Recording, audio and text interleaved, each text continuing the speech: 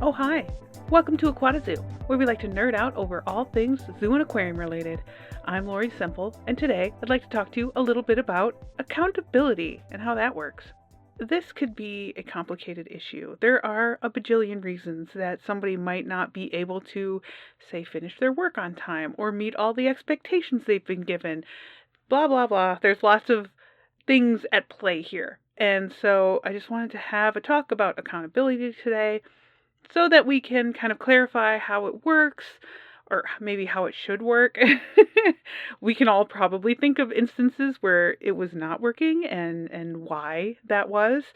But it's ultimately just a method of communication, right? It's an avenue we're taking for communication. And we're specifically communicating about deadlines and challenges, obstacles, that sort of thing. And so it's important in the workplace or in relationships, right? When there's expectations of someone and someone is not meeting them, how do we deal with that? It's a complicated thing, but it has to be dealt with. Like the managers that I've had in my past who just let that kind of thing fester, it just turns into a bigger and bigger snowballing problem. So let's talk about accountability. So let's pretend we've got a project and one person has to produce a piece of it and they're not doing that, right? For whatever reason. And it doesn't really matter necessarily, but there are right ways and wrong ways to deal with that. Whether you are the person who is not meeting those expectations or the leader who's kind of wrangling the team trying to get that project done, there are good and bad ways of communicating around accountability.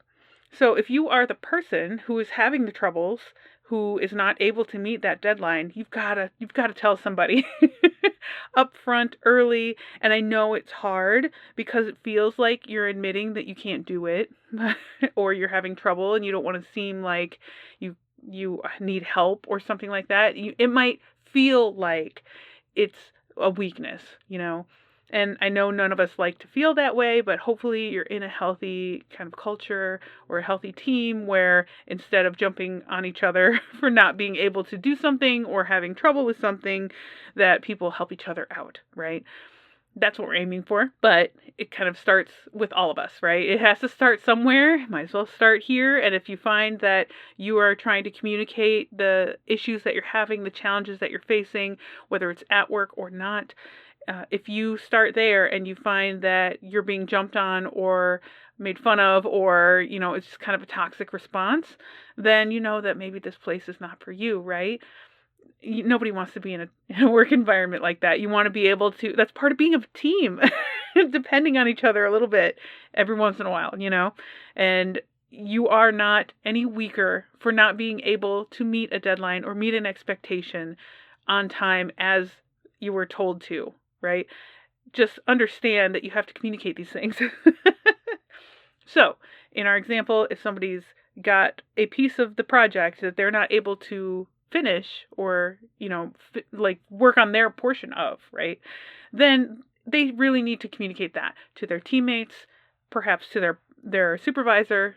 If they can't communicate to the teammates, definitely communicate it to the supervisor. It is then the supervisor's responsibility to help them through that, try to figure it out, or perhaps delegate the work again, There are options here. And it's not necessarily because you're weak or because you've got bad time management or anything like that. There could be 100 other reasons why you can't get done what you need to get done. And that's okay. I'm a little overwhelmed personally at this point with many things that I have taken on. And I understand that a lot of this has been my own doing. Because I just get so interested in things, So I've got a lot of people depending on me to come up with a bunch of lessons to teach people for class that's in development. Plus, I'm in the middle of doing my institution's AZA application, so a lot of paperwork there.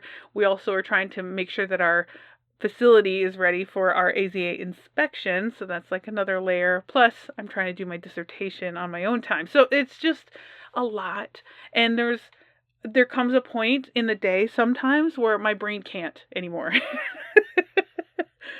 So I will let you know that I'm falling behind on a couple of things here and there. Not all the time, but I might not have the pieces that I need to get done right when I need to. I'm a leader, I'm a teammate, I'm, a follower, like I'm all of these things as well. And so the best thing I can do is to communicate that I'm struggling. And I've had to do that. I had to do it last week with the class that I'm trying to help develop. I just had to say, I don't know how much time I have for this. I'm going to do my very best, but I might need some help. And so the other team members in that group stepped up, and they're taking on some more of the topics and the lessons that need to be developed so that I can have a little bit of breathing room. But that's a healthy dynamic. You want somebody who is able to pick up the slack if somebody can't at some point, because we're all going to have to do it for each other anyway. So that's what happened with this group. One person said, I actually have a little bit more time than normal available right now, so I would be happy to take on a little bit more. And so that's how we resolved it. I'm not expected now to produce something that I'm going to have a lot of trouble doing. And this other person is able to contribute a little bit more in my place, right? So it worked out well. And I hope that if you are honest and timely with your communications about whatever it is that you're trying to accomplish, that your team will also provide that kind of support and help you out with the issue. If you are the supervisor in this scenario, you need to do a little investigating, right? There's some good ways that you can handle this and some bad ways that you can handle this. And so if somebody comes to you and says, look, I'm really overwhelmed, I can't get this done right now, or I need a 5-day extension, whatever. However they're framing that for you, try not to jump on them and ask, well, why didn't you get it done? Or, word your questions carefully, I guess, is my point. Because there's a big difference between blaming somebody for their lack of time management, for example, and asking them, what can I help you with? Is there something that I can do to lighten your load? Or is there some kind of challenge that you've been facing that I don't know about? Like, asking those questions with curiosity rather than blaming and shaming and accusing somebody of doing something or failing to do something, right? Those are not helpful methods of communicating about accountability. They're aggressive, they're blunt, yes, and you may have made your disappointment / message clear in saying those things. But if you just approach it with curiosity, you're still going to build your relationship with that person and get the answers that you need and get the work done. Granted, you may have to pick up some of that slack or reassign it to someone else, but that's, part of leading. Not everybody's going to be going 100% all the time. Some of us have stuff that happens at home. Some of us get overloaded because of, like in my case, I volunteered for too much. And, there's just a lot going on. Some people just might be having a bad mental health time at that moment and cannot produce as expected. That is being human. That is okay. So we as leaders need to understand that we have to come at this with curiosity if we intend to improve this relationship, continue to grow it, and increase the trust between the two of you, right?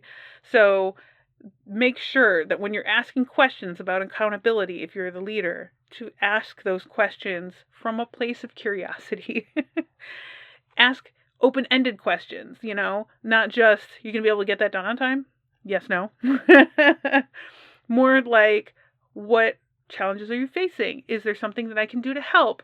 Is this going to be a problem? Is that a problem? Would it help if I did blank? All of these questions that really kind of get into more of the exploration of what their experience is in trying to get this done, so that you can effectively get to the problem and solve that thing. They may not realize that something that's been holding them up for a week is something that you can get rid of in 10 minutes, right? They have like this weird way that they have to go about doing this one piece of the work, but you have special access because you're the leader. You can get that done in 10 seconds, right? So that kind of stuff can make things infinitely easier. They may not even have realized that that was such a big problem, or that you could have solved it so easily. They didn't know what they didn't know. And so if you can just come at it from a place of curiosity rather than accusations, that will help in resolving the issue and making the accountability kind of easy, right? That communication between the leader and the teammates, or the teammates and the teammates, right? That all needs to be kind of free flowing through the whole project. That's also part of accountability, because you're not going to be guessing at the end like, hey, I've been waiting for your piece of this project for, a week now and I haven't seen anything. Well, they could have been talking to you earlier, and or you could have been talking to them and letting everyone know, hey, I'm running about a half a day behind. So it's not going to be ready right on the time frame that we thought, but I just need a little extra time because I got behind, right? That's okay. Stuff happens. Just keep everybody up to date about what's going on. And then maybe as somebody else finishes their part of the project, they can come back and help you with yours so that it's not actually late, right? So there's a lot of different ways to handle this, whether you're the person expected to come up with something on a certain timeline or a certain deliverable, or you're the leader of the team trying to do it. There are lots of ways to establish that accountability in non-aggressive ways, I guess. I've had it done aggressively with me, and I have not appreciated that, I'll be honest with you. There was a point in time where I was trying to do a plumbing project. I work in an aquarium, so I was doing a little plumbing, and I had plumbed myself into a corner, as they say. I was having a little bit of trouble kind of visualizing how I wanted the next part to go, and that happens sometimes. You're basically creating something from nothing. So I wasn't really sure how I wanted to make some connections and how I wanted it to run and what would be the most sensible option. And there was water coming from all these different directions, and I needed to figure out how to get it to where it was going in the most sensible way that would not break any kind of components or plumbing and would be functional. Like I wouldn't have air pockets sitting somewhere that would block water flow, right? So all of these things I'm trying to consider. I ultimately, in the middle of this project, I was like, I need to walk away because my brain needs to reset, right? I've been thinking about this for too long, and I just can't get my head around another way to do this. I was just in a place where I couldn't think anymore about it. I needed to reset. So I left the plumbing project and went and did a little bit of kind of mindless record keeping, because it's work that needed to get done, but I didn't need to think deeply about it, right? I just entered the data and moved on with my life. So I put my headphone in, and I was listening to some music and just entering in data, and I was just giving my brain a few minutes to reset. I was still working. This was all work that needed to be done. I just needed to switch tasks for a minute so I could figure out what I wanted to do. So in the midst of that little reset, I had probably been doing the data entry for 5, maybe 10 minutes. And my supervisor came in and looked at what I was doing and was like, what's going on with that plumbing project? And I was like, oh, I just needed to take a break because my brain was tired of trying to think of how I wanted to basically finish the project. I was almost there, but I was in a complicated spot and needed to figure out what to do next. And so my supervisor at the time responded with, should you really be working on that? It's kind of a waste. Okay, so I understood. I knew that the data entry was low level importance compared to the plumbing project. I was very aware of that. I knew what was going on. I'd also been working there for over a decade at this point. I knew what I was doing. And so I started to try to explain that I was resetting my brain for a minute, and I just needed to get away from the project for a few seconds just to reset. And I would come back to it in probably 30 minutes. Just enough of a break to get my head on straight, I guess. And she went on to be very snarky and rude and basically said I should probably have just gotten someone else to do it, which that's fine if that's what you want to do. I tend to be a slow plumber, and I tell everyone that because I have trouble, my brain has trouble visualizing, right? So I can kind of think of what I want to do, but it's really hard for me to get my brain to visualize what is not there already. This is something I've struggled with for my entire lifetime. I'm not quiet about it either. If somebody asks me to plumb, I'm just like, okay, it'll be plumbed, but it's going to be very slow because my brain has trouble visualizing. So that is what was happening. And it's almost like a learning disability type situation, right? We don't make fun of people for that kind of stuff. It's just how their brain is wired, and it's okay. But there was then a rant about how I was, falling behind, that we've been waiting on this project forever, blah, blah, blah. I should have just gotten somebody else to plumb it, et cetera, et cetera. And finally, I got so angry, I told her to get someone else to plumb it. And I was not touching it ever again. And I never did. So it was not a good situation for my supervisor and I, right? She jumped to assumptions and started accusing me of things. I was getting really defensive. It broke down whatever relationship we had. I left shortly after this because, what's the point? I don't have a relationship with my supervisor. I had already gone through one supervisor who I didn't have much of a relationship with, and that was a nightmare. And so I wasn't about to do it again. And this was essentially the straw that broke the camel's back. So I hope that kind of illustrates how accountability can go wrong if you go in with the wrong sort of tone, assuming that you know what people are doing or saying or thinking, and just berating them for something that they're struggling with when you're not giving them a chance to talk about it.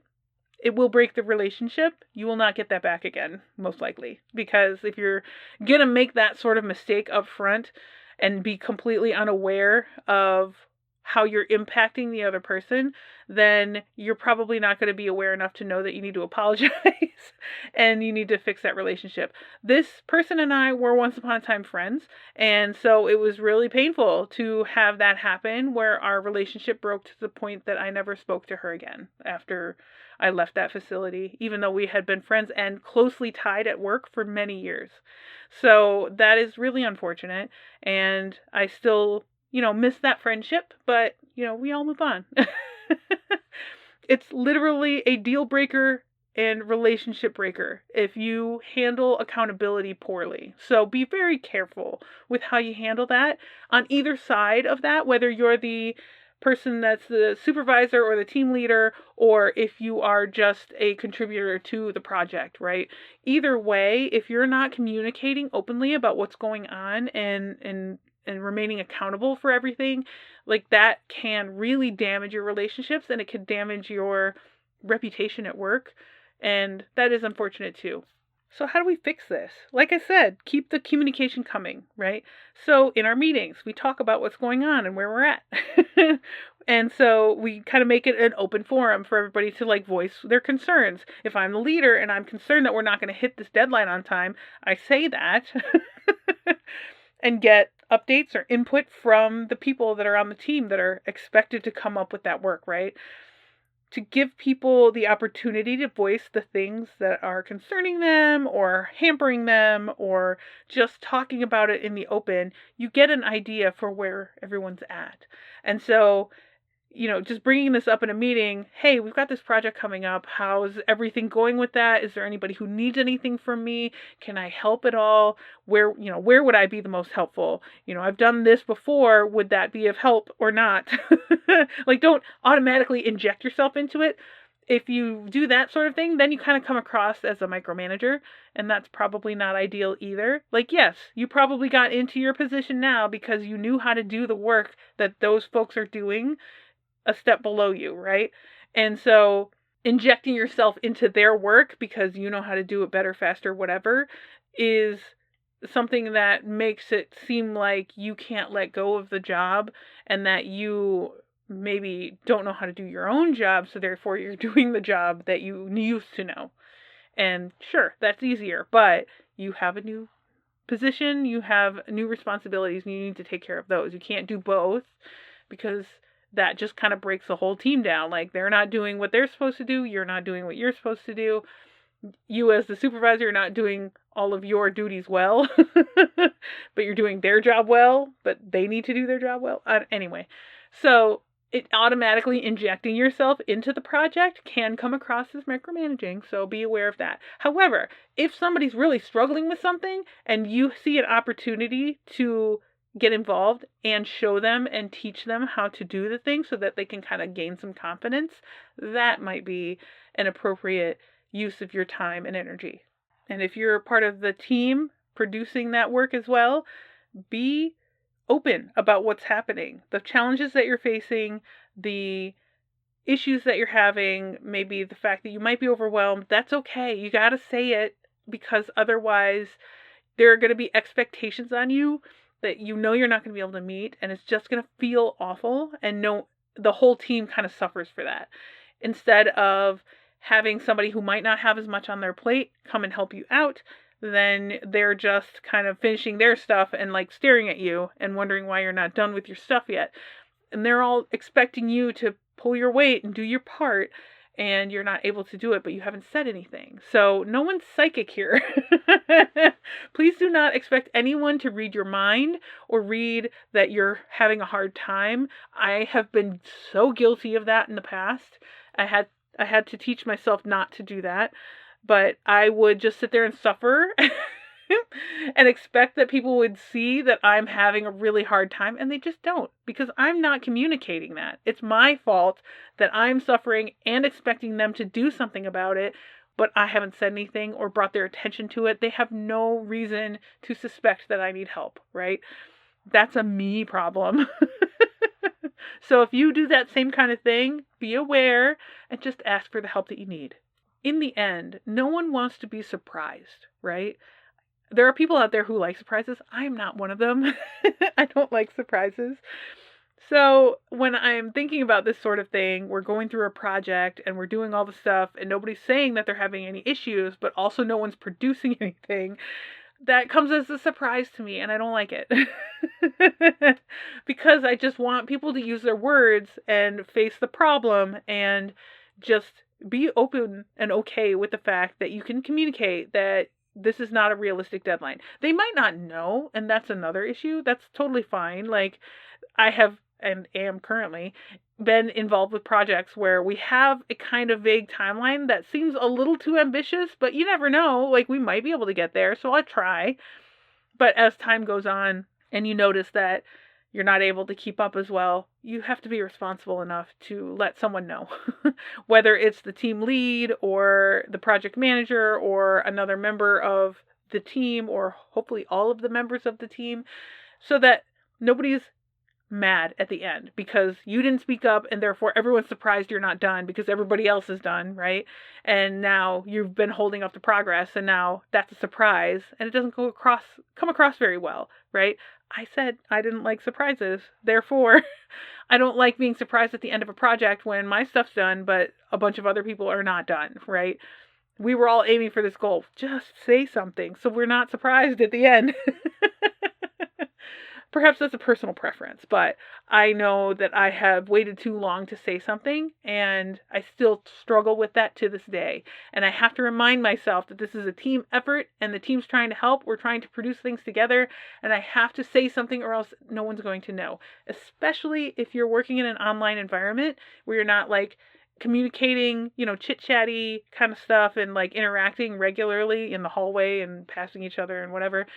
That kind of environment means that you need to be even more communicative about what's going on and the expectations and the accountability.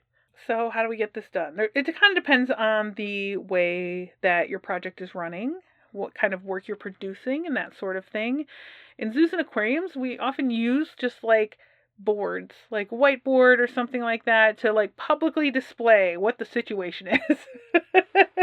That way, it's very visually obvious where we are on a project, who's working on what, if things are done, if they're not done, where the hang up is. And that kind of helps to give everyone an update as they pass it by, So I know in one area of zoo and aquarium work, we have approvals for like enrichment. So it's got to go through all these levels of management and things before an item or an experience is approved to give to an animal, because there's safety risks, right? If you put a board up and that shows where an item or an experience is in the approval process, you'll probably notice that the markers start to gather in one area, and it might be a manager, it might be a vet, it might be a director. Somewhere along the way, you're going to see those little things kind of gathering up in one area. And if you have it on a board where everyone can see it, everyone knows where that is. So it's a little bit of accountability in a public forum in a public way so that everyone is aware of what's going on. No one is surprised, but somebody who might be the holdup might be a little bit more motivated to get things done because no one wants all of those items to gather in their square of the visual board, right? Like they don't want to have everything listed under their name as being the hang up, So it gives you a little bit more motivation to keep things moving and to address those things a little bit faster. You can also do the meeting update type thing if you have a meeting set up every now and again throughout the course of the project. You just have a time set aside to just talk about this thing, get everything out in the open. Everybody can say what they're doing really well, what's going well, and also what's not going so well. It gives everybody a chance to kind of celebrate those little wins and help each other out with the things that are not going so smoothly. I would also stress that however you decide to address accountability, to also make it a point to admit when you've got mistakes going on, right? Starting with the leader, 100%. To kind of establish a little bit of psychological safety so that as people go through the project and a mistake is made, they feel a little bit more comfortable with admitting it and talking about it so that we can avoid mistakes in the future, as well as those tough conversations about accountability and about how I'm not going to meet the deadline, or I'm having a lot of trouble in this area. Those conversations are a little bit easier, right? We've built a little bit of trust by kind of talking about mistakes and kind of celebrating them because it's a good thing to talk about so we can navigate around future mistakes, or we just understand that everyone makes mistakes. So this is a way to establish a little bit of safety around a topic of discomfort in that mistakes happen. We're all human, and understanding that that's not the end of the world. That doesn't break down the project. It doesn't mean you're a bad person. It's just one of those things that we all have to deal with, and we're all going to make mistakes at some point. Here was mine today. Like, it has to start with the leader, though, because if the leader's not willing to admit any mistakes, then no one else is going to want to do that either, and you're just going to be in the dark about what's going on. Nobody's going to want to talk about those hard things, the things that make them feel kind of inadequate or like they are, an imposter, something like that. If the leader does not talk about their mistakes, then the people that they're leading are not going to be willing to do that either. We are not perfect. We're all human. We're going to make mistakes. Issues are going to happen. The unforeseen is going to be there all of a sudden, and we just need to talk about it and learn from it so that we can head it off easier next time, or people will be willing to discuss what's going wrong for them. It's just one of those things that in a healthy work environment, we need to talk about where mistakes were made, how we can avoid them in the future, and the fact that it's going to happen and it's okay. We can fix just about anything. All of this is just to say that if you just let the accountability fall apart, where you've been working with somebody for a year or more and they are not pulling their weight, they've not been doing anything correctly, but they've gotten no feedback, you've not discussed it, you've not really given them anything to work with about expectations or timelines or anything like that, that is a problem for the leader. You have done them wrong. So the fact that you expect more out of them without giving them anything to work with as far as, feedback is concerned or deadlines or expectations, that is the leader's mistake. So please, please talk about accountability. It's not a bad thing, and it can turn into other things like micromanaging or, just writing someone off as a failure without any discussion about what's going on, what challenges are being faced, where people can get some help. It just makes the workplace harder to be in. So I just thought it was important to mention accountability because it's something that a lot of leaders struggle with, a lot of teams struggle with, because some people are pulling more weight than others and no one's talking about it. It's just, it comes down to communication. So please keep communicating with your teams. Okay, if you have any questions about that or any other leadership or management things or zoo and aquarium stuff, you can let me know, put it in the email, send it to me at aquatazoo@gmail.com. If you enjoy the show, and I hope that you do, don't forget to follow or subscribe on your podcast player of choice. That way you'll get all of that sweet, sweet content as soon as it releases. And if you'd like to support the podcast directly, you can find me at patreon.com/aquatazoo. Okay. Thanks for listening. I heart your faces. Okay, bye.